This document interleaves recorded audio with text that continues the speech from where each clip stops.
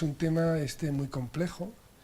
Este ciclo conversa sobre el tema de la complejidad social desde el punto de vista de la antropología y de la arqueología.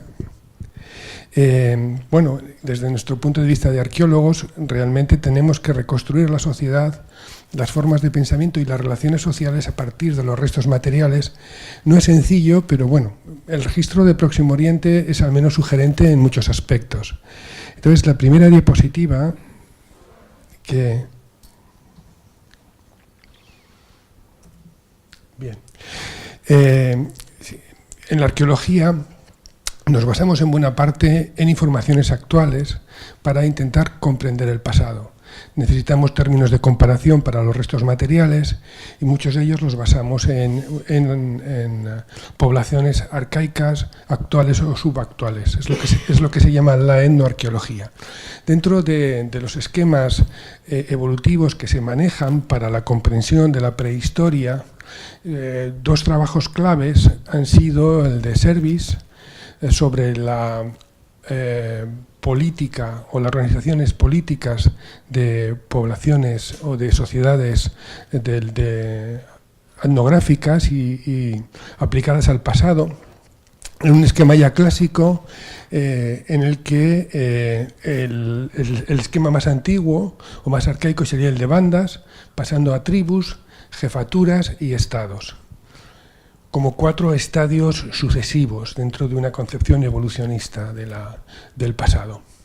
Y otro trabajo clave para el tema que nos ocupa sería el de Marshall Sahlins y su trabajo sobre los Big Men de Melanesia, en el que plantea cómo estas personas dentro de las sociedades de Melanesia serían una especie de primera ejemplo de complejidad social, pasando de sociedades igualitarias que se asocian a grupos de cazadores-recolectores.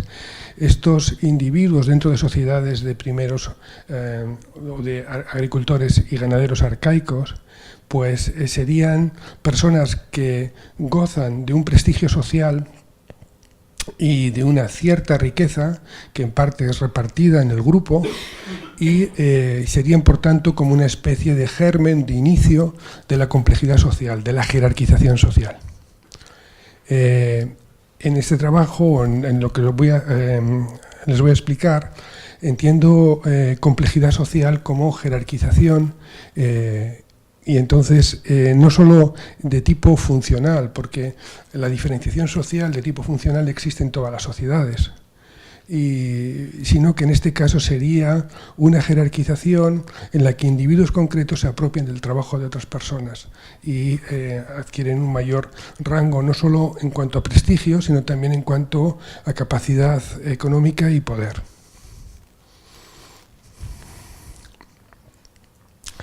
Bien, ¿qué podemos decir sobre el pasado arqueológico? Estos son los esquemas etnográficos. Una creciente complejidad, una creciente jerarquización. ¿Y qué podemos decir sobre el pasado?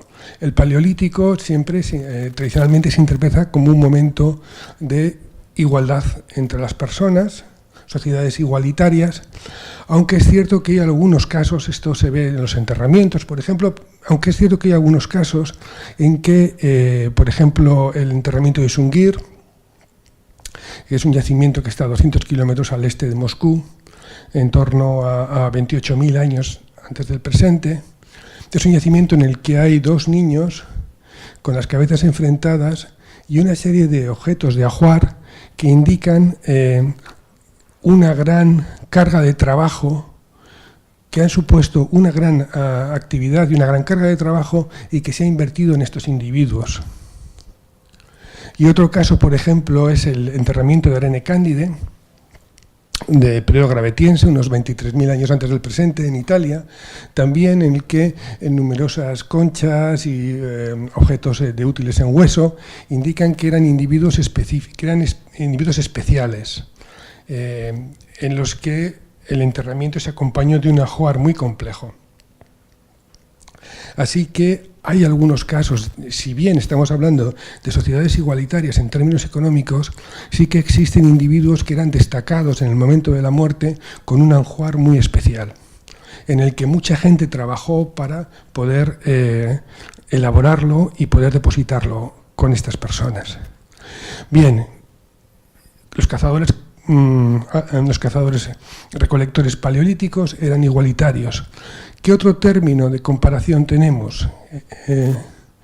¿Cuándo comienza la jerarquización de una forma clara en términos arqueológicos? Bueno, pues pongo aquí el ejemplo de Mari, una ciudad de tercer milenio en el Éufrates.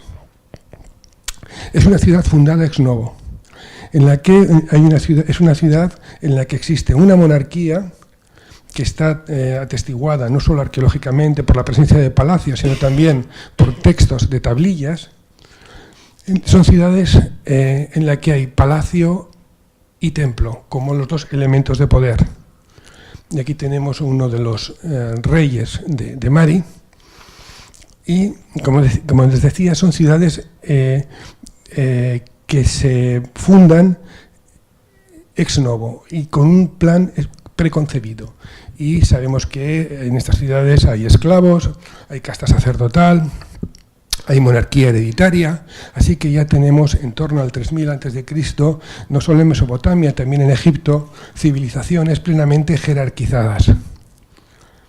¿Qué pasa, entre tanto, entre los 12.000 años antes del presente y los 3.000 años antes del presente? ¿Qué pasa en esos 8.000 años? ¿Por qué las sociedades igualitarias se convirtieron en sociedades como estas, en sociedades urbanas, en sociedades jerarquizadas con organización política central? Dentro de estos 8.000 años, un momento que es importante de analizar sería el momento en el que los cazadores-recolectores paleolíticos se convierten en agricultores y ganaderos. Hay unos cambios fundamentales en estos momentos, que en Próximo Oriente, que es el primer lugar donde estos cambios tienen lugar, acontecen entre el 12.000 y el 5.500, 6.000 antes de Cristo, y unos cambios que tienen que ver con la base productiva primero. Ya las sociedades no solo recolectan y cazan, sino que también recogen las cosechas y también cuidan su ganado, o sea que son agricultores y ganaderos. Cambios importantes también en los poblados, de poblados que agrupan en torno a 50, 60 individuos en cabañas redondas, muy sencillas. Pasamos a poblados con unos pocos cientos de individuos, en torno a 9.000 años, esto estamos hablando antes de Cristo, y en torno a 7.000 grandes poblados que pueden tener hasta 20-25 hectáreas y que agrupan a miles de personas. O sea que en 3.000 años vemos una evolución importante en el hábitat y en el número de personas que habitan en estos poblados. Esto va a implicar cambios fundamentales en la forma de organizarse el poblado, en la toma de decisiones y en las razones por las que esta gente pudo convivir en grupos tan importantes que no tenían nada que ver con lo que son las pequeñas bandas de cazadores-recolectores, de últimos cazadores-recolectores. Bueno, hemos visto cambios en los poblados, en los tamaños, en la estructura de las casas y también veremos cambios en las edificaciones de tipo simbólico.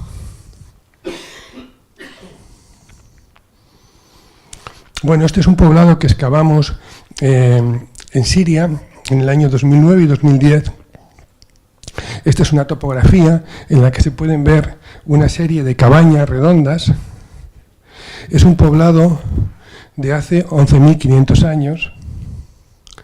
Y aquí vemos una serie de cabañas redondas que están agrupadas en forma de línea, formando un arco. Son 12 cabañas de en torno a 3-4 metros de diámetro. Aquí tenemos algunas de las cabañas vista desde el aire.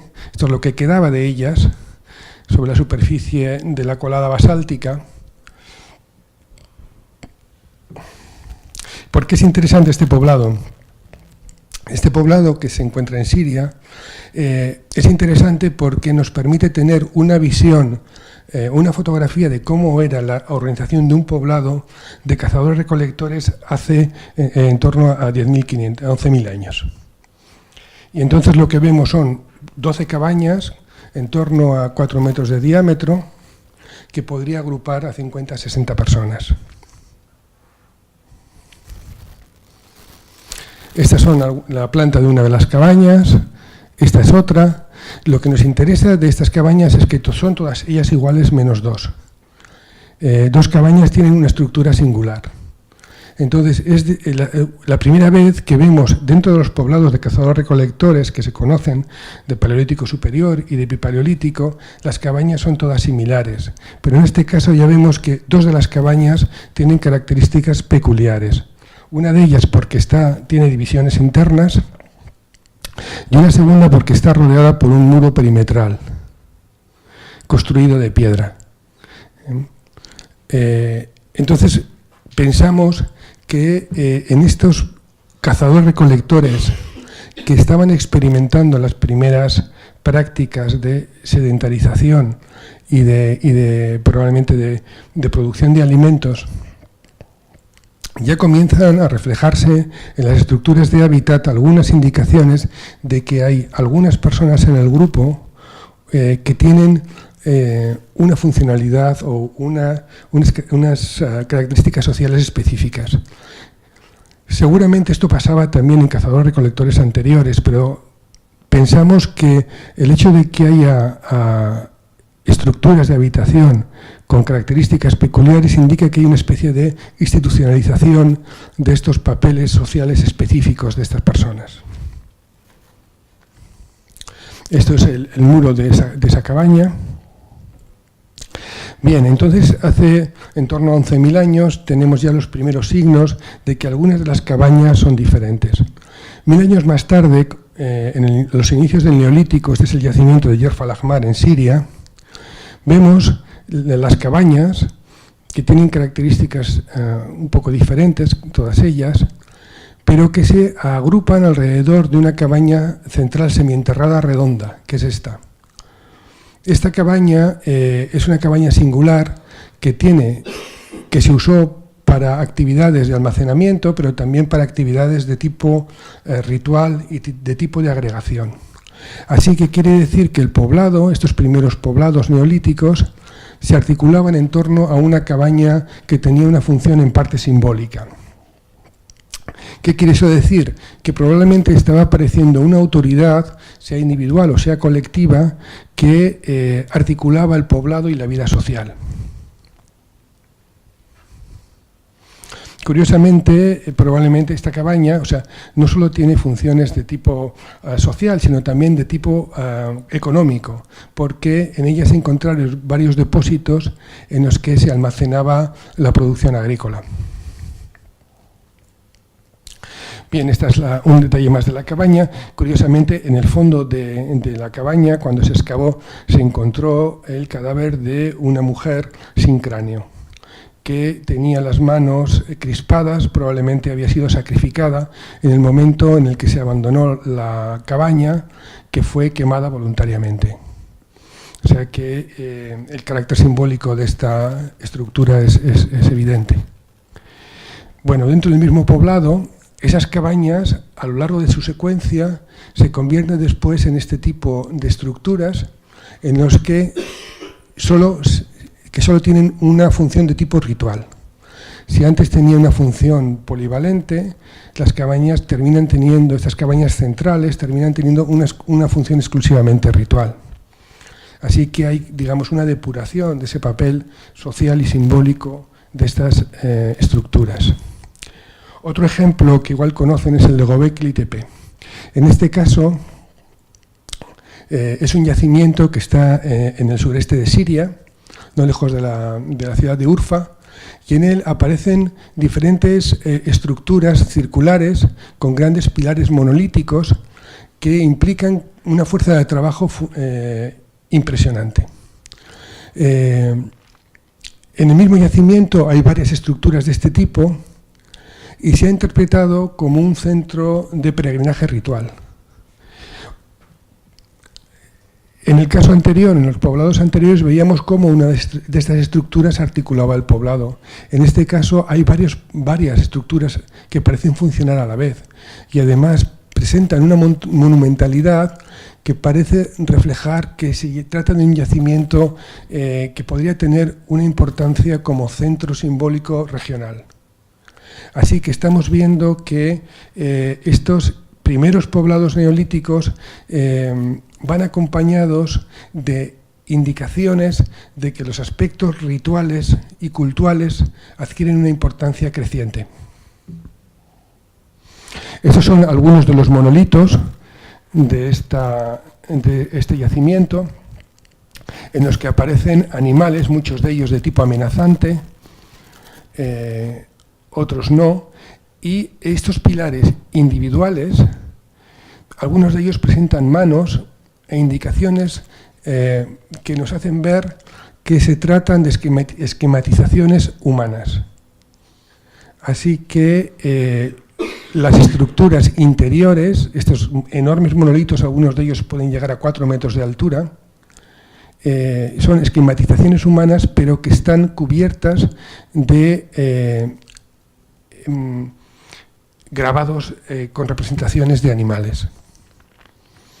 Aquí tenemos otro caso del mismo yacimiento del periodo reciente, ya son estructuras cuadradas, con 2 leones rampantes y en el medio, en una laja que está en el suelo, aparece una mujer con las piernas abiertas y bueno, pues en un grabado que ha dado pie a diferentes interpretaciones, parecen de tipo sexual. Bien, entonces tenemos estos primeros poblados neolíticos que podrían agrupar a pocos cientos de personas que se articulan en torno a un gran edificio central y 200 años más tarde las casas redondas comienzan a convertirse en casas cuadradas. Como aquí vemos en el yacimiento de Karasa, que excavamos en Siria.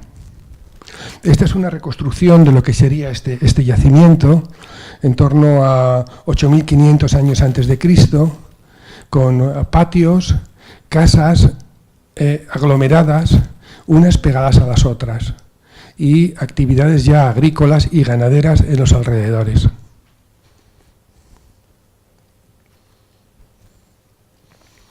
Bueno, esto es una parte de un barrio neolítico que hemos excavado estos últimos años en el yacimiento de Harashin, en Siria, en el que pueden ver aquí parte de una casa con un hogar central. Esta es la puerta. Aquí tenemos otra habitación. Esta parte del yacimiento está arrasada, la arrasó por un bulldozer. Pero bueno, tenemos aquí una habitación, una casa de estructura pseudo cuadrada, aquí otra y aquí otra, todas ellas con un hogar central.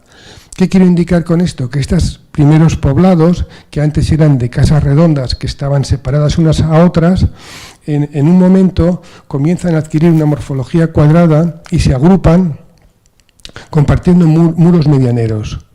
Así que serían como una especie de auténticos barrios.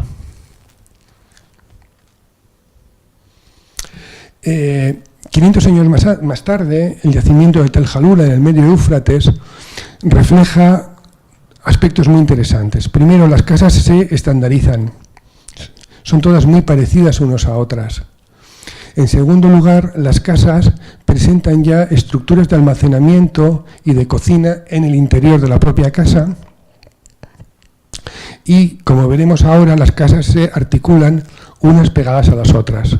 Aquí tenemos una casa, aquí tenemos otra casa, así que son casas que se pegan cercanas unas a las otras.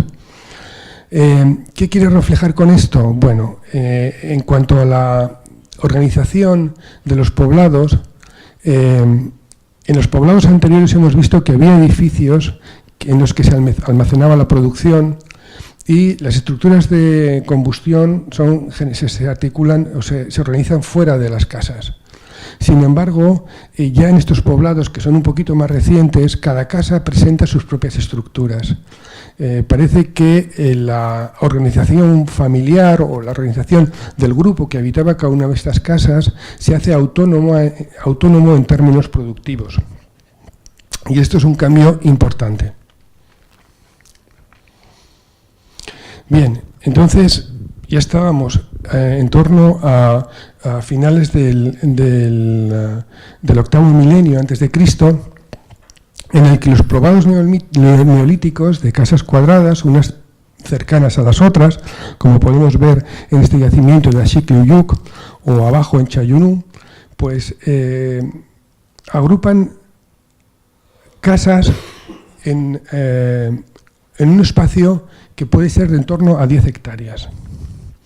Y probablemente ya estamos hablando de poblados de en torno a 1000 habitantes.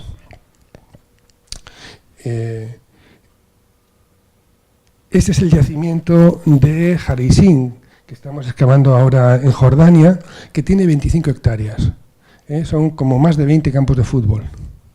O sea, es un yacimiento enorme. Y aunque es verdad que seguramente no todo el yacimiento se habitó a la vez, esta es una zona que estamos excavando, en la que se ven casas de diferentes periodos, pero es cierto que a pesar de que no todo se ocupara a la vez, estamos viendo, excavando en diferentes zonas, que al menos hay 3 periodos diferentes de ocupación, pero que es un yacimiento muy extenso y que pudo agrupar a finales del Neolítico precerámico, en torno al 7000 años antes de Cristo, a varios miles de personas.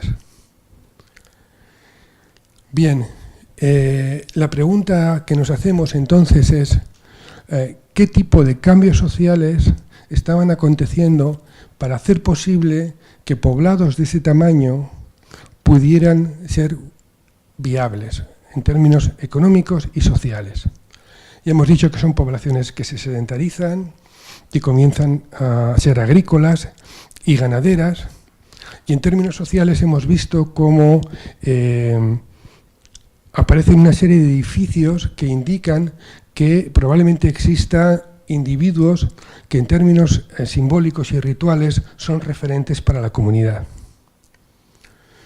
Sin embargo, lo que es sorprendente en estos yacimientos es que no existen edificaciones que puedan indicar que hay una jerarquización política, algo así que se puede interpretar como una especie de palacio, lugar o centros de poder político. Las casas son casas muy similares unas a otras. Tienen una estructura similar, un tamaño similar, todas ellas tienen hornos, tienen hogares, tienen elementos de almacenamiento, pero no hay grandes casas y pequeñas casas o lugares o casas en los que existan almacenes de mayor importancia que otros. Es decir, dentro de lo que nosotros podemos interpretar desde los restos materiales, parecen sociedades igualitarias. Como veremos un poco el tema de los enterramientos, un cambio importante que se produce en el Neolítico es que en los poblados más antiguos que hemos visto al principio, los enterramientos se realizan en necrópolis, en lugares dentro del poblado, pero que se destinan a los muertos. Sin embargo, cuando avanza el Neolítico, los individuos se entierran dentro de la casa. Decíamos que las casas constituyen grupos grupos autosuficientes en términos económicos. También lo son en términos de enterramiento. Los muertos de la familia se entierran dentro de la casa de la familia. O sea, hay una vinculación de los individuos que forman parte de la casa con sus propios antepasados. En esos enterramientos apenas hay ajuares.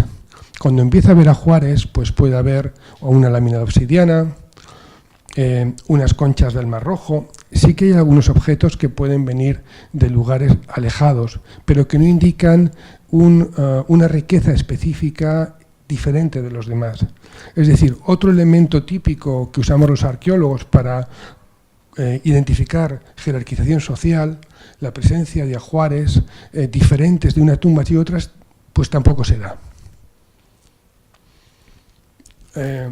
Por tanto, ¿cómo es posible que sociedades que parecen en términos económicos igualitarias puedan organizarse agrupando muchos cientos o algunos pocos miles de individuos, puedan tomar decisiones, tengan alguna razón para convivir conjuntamente, etcétera? Y bueno, yo lo que planteo es que la impresión que me da es que en el referente etnográfico que manejamos en términos evolucionistas no existe ninguna comparación adecuada para comprender este momento de inicios del Neolítico, al menos en Próximo Oriente. Esa sería un poco la conclusión de la charla que estoy dando. Entonces, ¿cómo es posible que qué mecanismos sociales permitieron crear esta sociedad utópica, si es que es realmente como lo planteo? Bueno, ya hemos visto que un cambio importante en cuanto a los enterramientos es que se pasa de las necrópolis exteriores a un enterramiento dentro de las casas. Y en ese sentido hay, yo creo que un elemento importante de estas sociedades es la fuerte vinculación a los antepasados. A los antepasados de la familia, por una parte, pero también a los antepasados del grupo. Porque, como veremos, uno de los rituales típicos del Neolítico es la extracción del cráneo.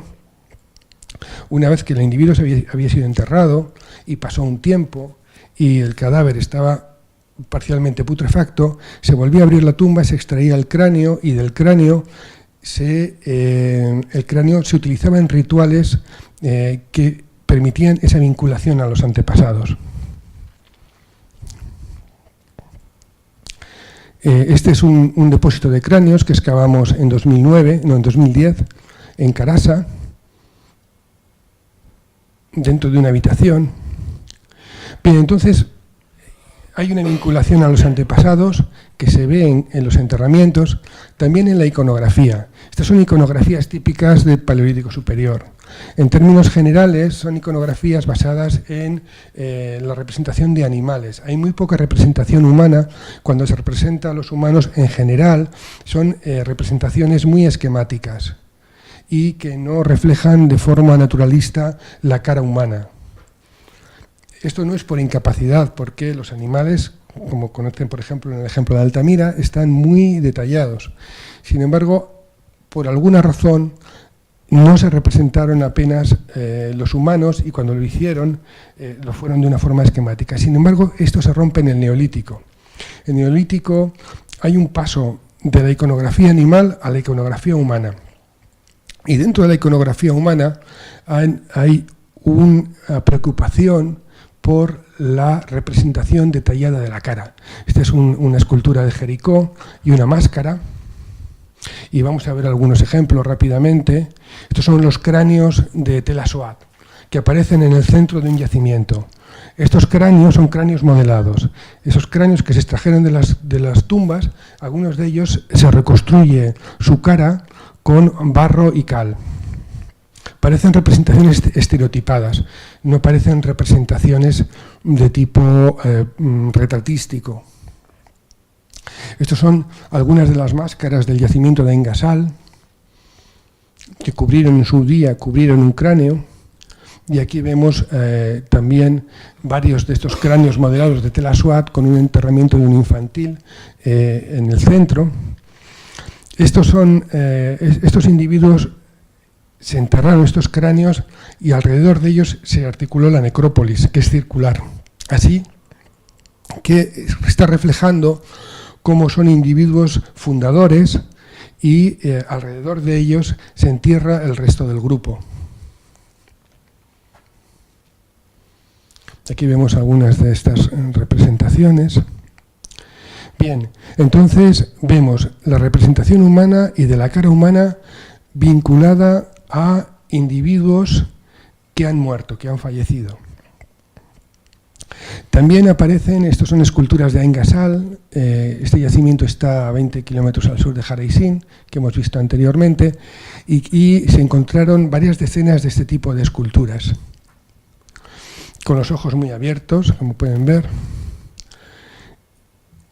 Las representaciones humanas no solo tienen que ver entonces con aspectos funerarios. En el yacimiento de Nevalichori, por ejemplo, aparecen una edificación probablemente destinada al culto, en la que aparecen esculturas y con representaciones humanas. Así que parece que lo que está reflejando al menos es que en el Neolítico uno de los cambios importantes es el paso de creencias de tipo chamanístico o basadas en la iconografía de tipo animal a creencias en las que existen unos seres míticos que están hechos a imagen de las personas, en las que estos personajes o estos seres míticos tienen que ver con individuos que han muerto, que han fallecido, pero no solo, también con seres que están formando parte de esculturas que aparecen en edificios destinados al culto. Bien, ¿qué quiere decir con esto? Pues que es probable que la posibilidad de que estas personas vivieran en comunidades tan grandes, a pesar de que no existe una jerarquización de orden económico clara, tenga que ver con la aparición de estructuras de tipo simbólico, mental y de pensamiento social muy elaboradas, que en parte tengan que ver con los antepasados y que creen una serie de un cemento social compartido por estas personas que permita que estas personas convivan en grandes yacimientos, en grandes poblados, sin que existan elementos de coerción muy claros. Los arqueólogos se ha buscado durante muchos años indicaciones de violencia en estas primeras sociedades. Si la gente vive en común y vive en yacimientos tan grandes, pues es lógico pensar pues, que tendrían que ser yacimientos amurallados para que otros grupos no les atacaran. A la vez tendría que haber una coerción interna importante dentro del grupo. Esto en yacimientos arqueológicos se suele identificar a través, por ejemplo, de la presencia de heridas, de flechas o de fracturas de parada en los enterramientos. A pesar de que hay algún caso en Próximo Oriente, estos son muy escasos. Si se conocen en torno a 1.500 sepulturas, son 1 o 2 casos en los que se puede hablar de indicios de violencia en los esqueletos. Esto no tiene nada que ver con lo que pasa en el Neolítico, por ejemplo, en el Neolítico europeo, en el Neolítico posterior, o por ejemplo en los dólmenes, yacimientos como Longar, o aquí también las necrópolis del Neolítico medio catalán, donde la proporción de individuos con heridas y con flechas clavadas es mucho más alta. Así que no parece que sí que hay algunos indicios de coerción ritual, pero no son sociedades violentas, ni de cara al exterior, ni parece que de cara al interior.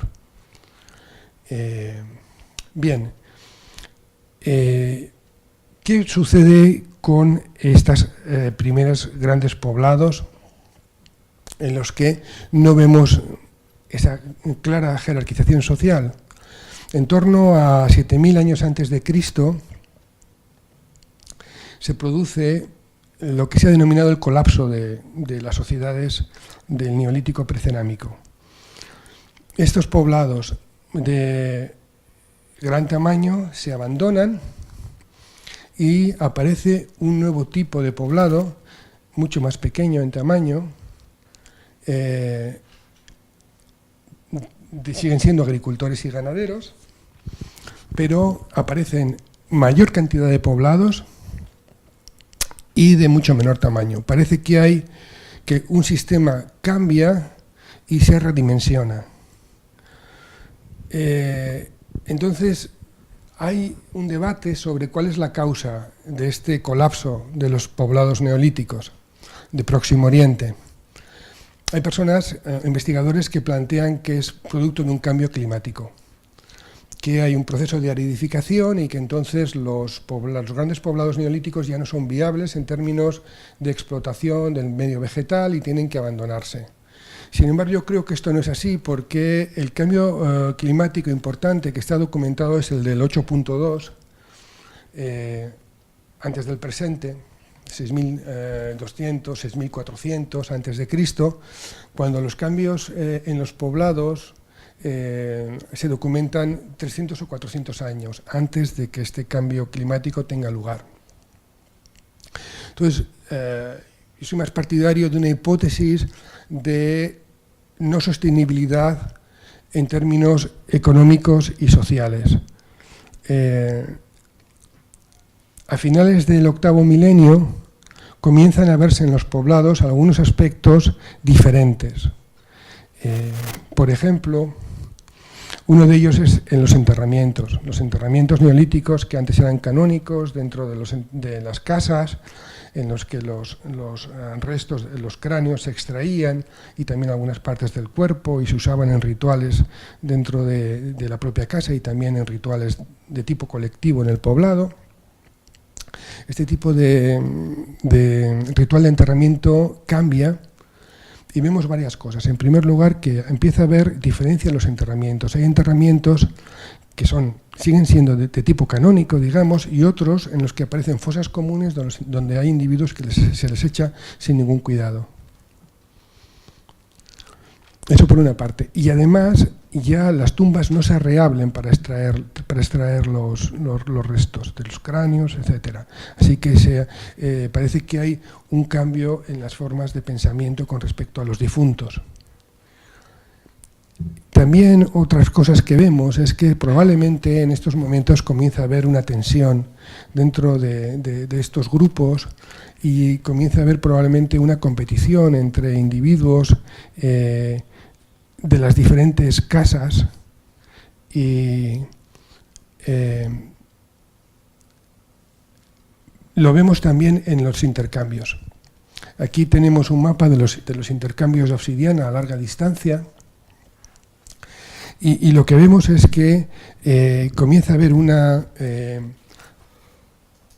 especialización artesanal, especialización en los intercambios y probablemente una acumulación en la producción agrícola y ganadera, que ahora, una vez que las casas se han hecho autónomas, digamos, puede comenzar a crear tensiones y puede permitir que individuos concretos dentro de una casa puedan acumular producción con respecto a otros. Es posible que estas tensiones fueran más fuertes que aquellas superestructuras que se habían construido para permitir que estos grupos convivieran y por tanto pudo generarse una crisis en el sistema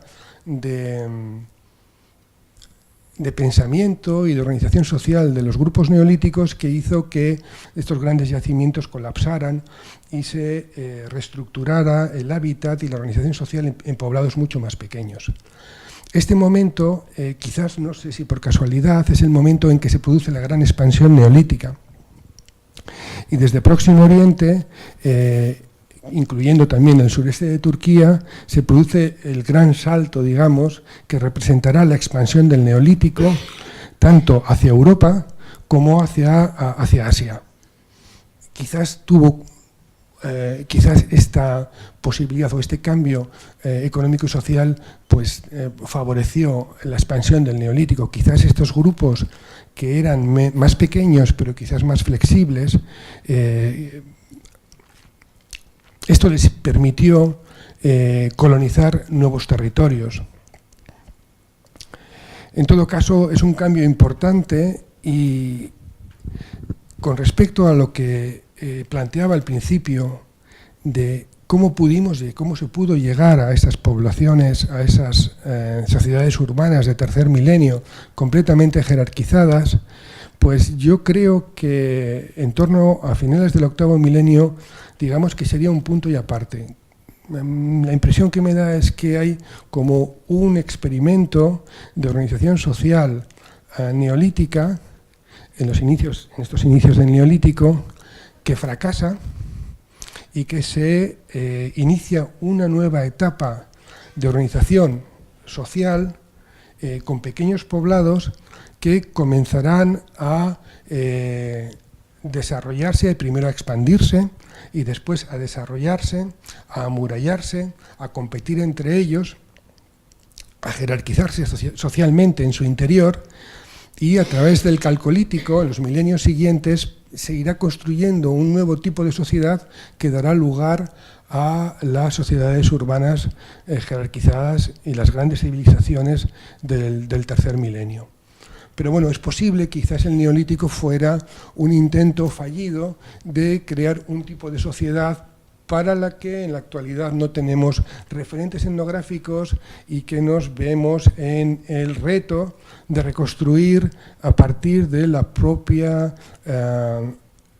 del propio registro material, sin tener los apoyos que generalmente utilizamos los arqueólogos basados en la etnoarqueología. Bueno, pues esto es lo que quería comentarles. Pues muchas gracias.